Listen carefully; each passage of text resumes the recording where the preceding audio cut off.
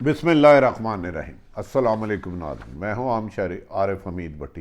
آج مختلف خبروں کے ساتھ کس خبر کا کیا انجام ہوگا آپ کو دھوکہ دے کے نہیں کہہ سکتا۔ میں نے پہلے یہ کہا تھا، وہ کہنا دھوکہ، اب بہت سے ویلاگ دیکھتے ہوں گے، لیکن اس ملک میں انصاف نایاب ہے۔ جن چند خبروں پر غور کریں گے ان کا مستقبل کیا ہوگا یہ تو میں نہیں جانتا، لیکن حقائق صرف آپ کے سامنے رکھتا ہوں۔ آج کل جو کیس چل رہے ہیں، کرپشن کا پیسہ، منی لانڈرنگ کی اندرونی کہانی ہے کیا؟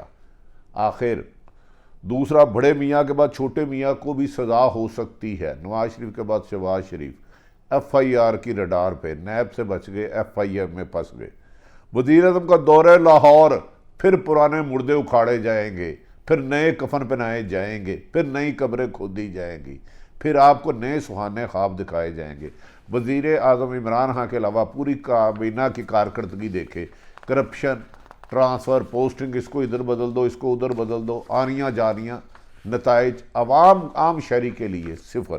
دوسری طرف ناظرین، عدالتوں میں بڑے اہم کیس زیر سماعت ہوتے ہیں، ریمارکس بلند و بالا ہوتے ہیں کہ جیسے اس ملک کی تقدیر بدل جائے گی، لیکن جب رزلٹ آتا ہے نہ نومن تیل ہوگی نہ رادہ ہوگی۔ کسی بھی بڑے آدمی کے خلاف آج تک کارروائی نہیں ہو سکی۔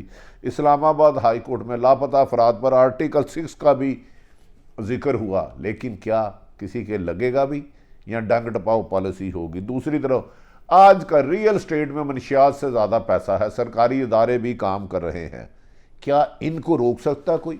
عدالتوں کے ریمارکس چھوڑیں، فیصلہ کیا آئے گا اس پر زیادہ آپ کے ساتھ گفتگو کریں گے۔ اس پاکستان کو بہتر کرنے کے لیے اب گفتگو کے علاوہ عمل کی ضرورت ہے۔ ناظرین، منی لانڈرنگ کیس آپ جانتے ہیں، شہباز شریف اور حمزہ شہباز عرصہ دراز 2 سال جیل کاٹ چکے ہیں۔ عمران خان صاحب ڈے فرسٹ سے کہہ رہے ہیں کسی کو این آر او نہیں دوں گا، لیکن اس اللہ کے بندے نے قسم کھائی ہے کسی سے پیسہ بھی ایک ریکور نہیں کروں گا، چاہے زرداری فیملی ہو یا نواز شریف ہو۔ عمران خان صاحب کہتے ہیں میں جدوجہد پوری کر رہا ہوں، لیکن نظام بسیدہ ہے جس کی وجہ سے ریکوری نہیں ہو پاتی، پراسیکیوٹر کمزور ہوتے ہیں، اور سابقہ حکومتوں کے بیوروکریسی اور اہم اداروں میں اتنی پینیٹریشن ہے وہ بچ جاتے ہیں۔ لیکن 3.5 سال سے جو کرپشن کر رہے ہیں، شاید میں نے تو پڑھا ہے کرپشن ہوتی ہے، حرام ہوتی ہے، چاہے پیپلز پارٹی کے نون میں، لیکن شاید پی ٹی آئی کے دور کی کرپشن حلال ہے۔ اس کا فتویٰ کس نے دیا؟ لیکن اللہ اور اللہ کے رسول نے کرپشن کو حرام قرار دیا ہے۔ 3.5 سال میں کھربوں روپے کی کرپشن ہو رہی ہے، کوئی ایک بندہ نہیں پکڑا گیا۔ آج بھی وزیر اعظم پاکستان لاہور کا دورے پہ آئے ہیں، کیا بڑی بڑی تقریریں کرنے کے بعد کوئی عملی اقدامات بھی کریں گے؟ شروع سے کہتے ہیں قبضہ مافیا، فلاں مافیا، ایک افسر سنگل کو قبضہ مافیا میں سزا نہیں ملی۔ جس ناظرین اس ملک کے حاکموں کے قول و فعل میں تضاد ہو، چاہے وہ پیپلز پارٹی سے ہو، نون لیگ سے ہو، مشرف سے ہو یا موجودہ، اس قوم کی زندگی میں خواری ہی ہوتی ہے۔ لیکن ہمیں اس امید سے جیتے ہیں کہ شاید اللہ تعالیٰ آنے والے دن میں عام شہریوں کی زندگی بہتر کر دے۔ ناظرین، آپ جانتے ہیں کہ شہباز شریف اور حمزہ شہباز، مریم نواز سب عدالتوں میں کیس چل رہے ہیں، سوائے نواز شریف کے دور میں مریم نواز اور نواز شریف کو سزا آئی، اس کے بعد ڈنگ ٹپاؤ پالیسی چل رہی ہے، تاریخ پہ تاریخ، ہر کیس پہ بڑے بڑے ریمارکس اور نتیجہ 0، -0 اور -0۔ اب منی لانڈرنگ کیس میں شہباز شریف کی جان چھوٹتی ہوئی بظاہر جو ایف آئی اے کا دعویٰ نظر نہیں آتی۔ نیب نیازی گٹھ جوڑ کا سیاسی بیانیہ تو اپوزیشن پہلے دن سے کہہ رہی ہے، اس میں حقیقت کتنی ہے یہ فیصلہ آپ کریں، کیونکہ آج تک بھی زرداری فیملی، شریف فیملی کو اس حکومت دور میں کسی بھی کیس پر سزا نہیں، اور اس دور میں ہونے والی اربوں کی کرپشن کے مقدمات ہی نہیں درج ہوئے۔ یک طرفہ احتساب نفرت کو جنم دیتا ہے۔ ناظرین، لیکن ایف آئی اے اس میں بڑی مترک نظر آتی ہے، کیونکہ ایف آئی اے ڈائریکٹ وزیر اعظم کے ماتحت ہے اور ان کے داخلہ کے ایڈوائزر اس کو ڈیل کریں۔ منی لانڈرنگ کیس میں ایف آئی اے نے 7 والیوم پر مشتمل چلان لاہور کی عدالت میں جمع کرا دیا ہے۔ کیا اس پر بھی کوئی فیصلہ ہوگا یا تاریخ پر تاریخ اور حکومت بدل جائے گی؟ اس چلان میں شہباز شریف اور حمزہ شہباز کو قصوروار قرار دے دیا گیا ہے۔ سلمان شہباز جو اشتہاری ہیں وہ بھی منی لانڈرنگ کے چکر میں ملک سے فرار ہو چکے ہیں، لیکن مضبوط قانون ان کے آگے بے بس لاچار ہے۔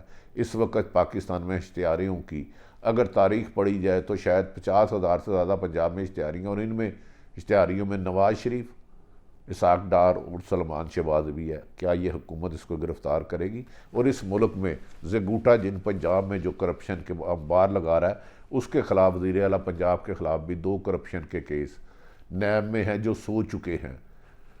ناظرین، ہم ایف آئی اے کی کیس کی حد تک رہتے ہیں۔ ایف آئی اے کے چلان کے مطابق شہباز شریف اور حمزہ شہباز نے 16 ارب روپے سے زیادہ کی کرپشن میں ملوث ہیں۔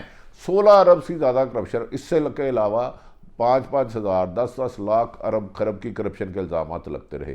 کیا اس میں حکومت کہتی ہے، ایف آئی اے کہتی ہے سزا متوقع ہے؟ رمضان شوگر ملز کے 14 ملازمین جن کی تنخواہ چند ہزار تھی، ان کے اکاؤنٹ میں 6 سہولت کار کرپشن کے اس پیسے کو ٹھکانے لگانے کے لیے استعمال کیے گئے 50 ہزار والے ملازمین کے اکاؤنٹ میں 2 ارب آئے۔ یہ کیسی حکومت ہے جو کرپشن کی نشاندہی کرتی ہے؟ یہ کیسے ادارے ہیں لیکن سزا نہیں دیتے، صرف ریمارکس دے کے اپنے نمبر بناتے ہیں؟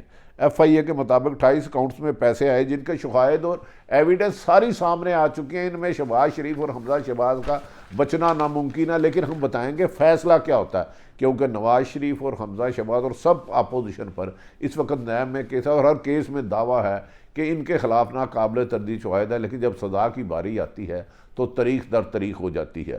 یہ بھی کہا جا رہا ہے 1998 میں بطور وزیر اعلیٰ پنجاب شہباز شریف کی منی لانڈرنگ کے ثبوت بھی یہ ایف آئی اے دن رات محنت کر کے سامنے لے آئی ہے۔ ایف آئی اے کے مطابق 1998 کے عرصے میں شہباز شریف نے 50 لاکھ امریکی ڈالرز کی منی لانڈرنگ کی، یہ ایف آئی اے کے مطابق ہے۔ اسحاق ڈار کی مدد سے بحرین کی ایک خاتون صادقہ سید کے اکاؤنٹ کے ذریعے یہ رقم منی لانڈرنگ کی گئی۔ کبھی بیرون کی آ جاتی ہے، کبھی جس کا شناختی کارڈ نہیں بنا ان کے اکاؤنٹ سے اربوں روپے آ جاتا ہے، لیکن سزا کیوں نہیں ہوتی؟ سزا ایف آئی اے کے دعوے آپ کے سامنے رکھ رہا ہوں، دوسری طرف مسلم لیگ نون کا دعویٰ کہ ہمارے خلاف انتقامی کارروائی ہونی ہے اور 3.5 سال میں کوئی ایک ثابت نہیں ہوا۔ کیا ہمارے ملک کے ادارے اتنے نااہل ہیں؟ کیا عدالتیں صرف ریمارکس دیتی ہیں، فیصلے نہیں دیتی؟ عدالتیں قابل احترام ہیں، ان پر ہم سوال نہیں اٹھا سکتے، لیکن ماضی میں ہونے والے کیسوں میں شہباز شریف اور نواز شریف اور اپوزیشن زرداری، شاہد حقان عباسی سب کے کیس چل رہے ہیں لیکن سزا نہیں ہوئی۔ دوسری طرف ناظرین، ایک اہم ترین کیس آج اسلام آباد ہائی کورٹ میں سماعت ہوئی۔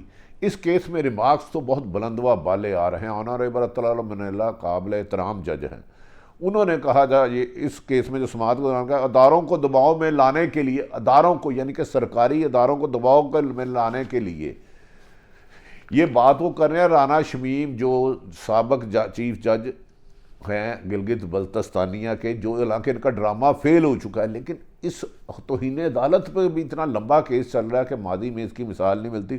جو بیان لایا گیا تھا ابھی تک الٹا ان کے گلے پڑ چکا ہے۔ رانا شمیم کے بیان، حلفیہ بیان جو لاکر لندن میں پڑا ہے، متضاد ہزاروں بیانات آ چکے ہیں، لیکن وہ کیس آگے نہیں بڑھ رہا۔ شاید کچھ لوگ قانون سے بالا ہوتے ہیں یا قانون اتنا مضبوط نہیں کہ ان کی طرف جاتا اس آپ لڑکھڑا جاتا ہے۔ آج رانا شمیم نے اپنا اصل بیان حلفی عدالت میں پھر پیش نہیں کیا اور عدالت نے پھر کہا جا موجے کر، پھر لیا عدالت۔ اس کو کہا جا رہا ہے کہ یہ رانا شمیم کا کیس سپریم کورٹ اور ہائی کورٹ کو بدنام کرنے کے لیے کیا گیا۔ اصل میں یہ شہباز اور نواز شریف اور مریم نواز کیسوں سے بچنا چاہ رہی ہے اور ان کے فیصلے داروں میں زیر سماعت ہے۔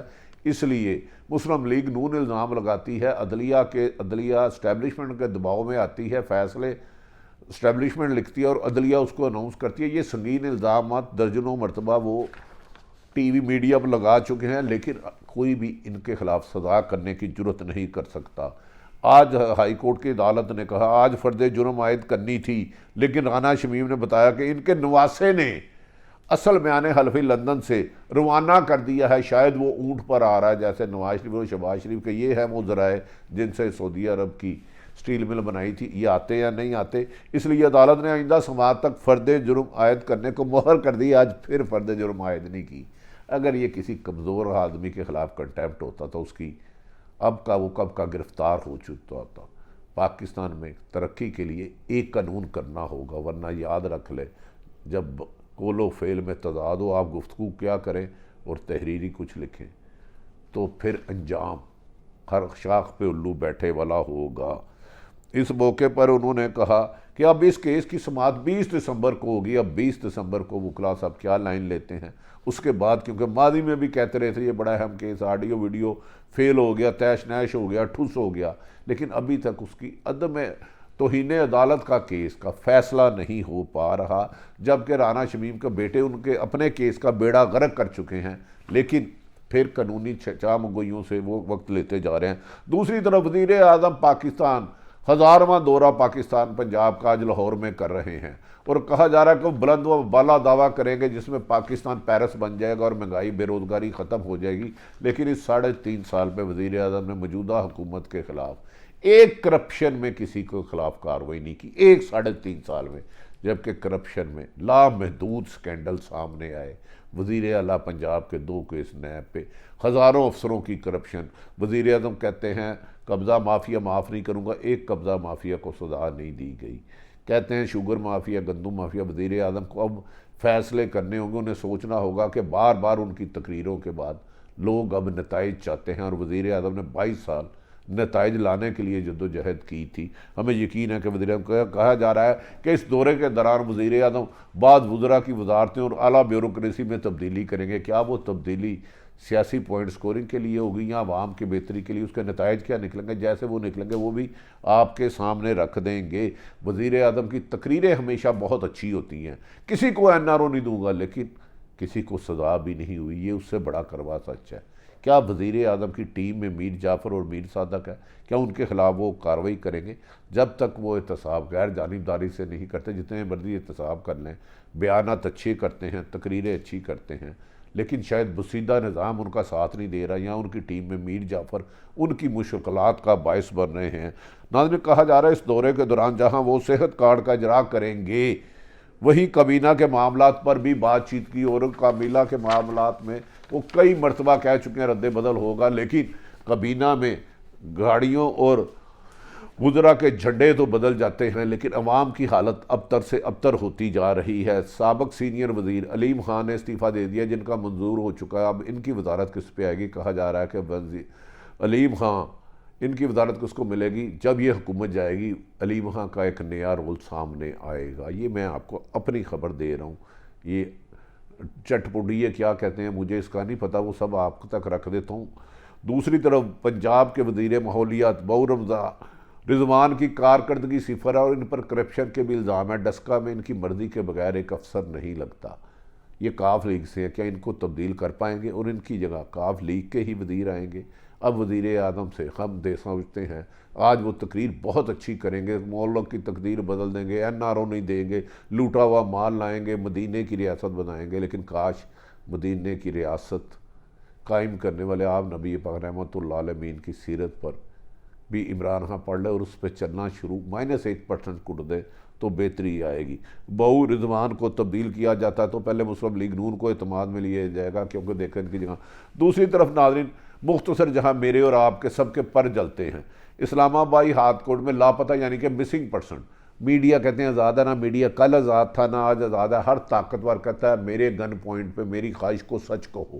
جس پارٹی کے بارے میں آپ سچ کہتے ہیں اور اس کے کرپشن کی نشاندہی کرتے ہیں، اور پارٹی آپ کے خلاف پروپوگنڈا شروع کر دیتی ہے. اور صحافی بھی بدقسمت کچھ سیاستدانوں کے اعلیٰ کار بن چکے ہیں. کون بنا ہے اس کا فیصلہ آپ کریں. اسلام آباد ہائی کورٹ نے لاپتہ افراد پر آج بہترین گفتگو کی، اور ماضی میں بھی اچھی گفتگو کرتے رہے، سخت ریمارکس دیتے رہے، لیکن دیکھنا یہ ہے کہ اس کا فیصلہ کیا آتا ہے. اس موقع پر انہوں نے کہا اسلام آباد ہائی کورٹ نے چیف ایگزیکٹو پر آرٹیکل 6 کیوں نہ لگایا جائے. آرٹیکل 6 کی ہزاروں دفعہ بات گرش ہوتی ہے لیکن لگتا کسی پر نہیں ہے.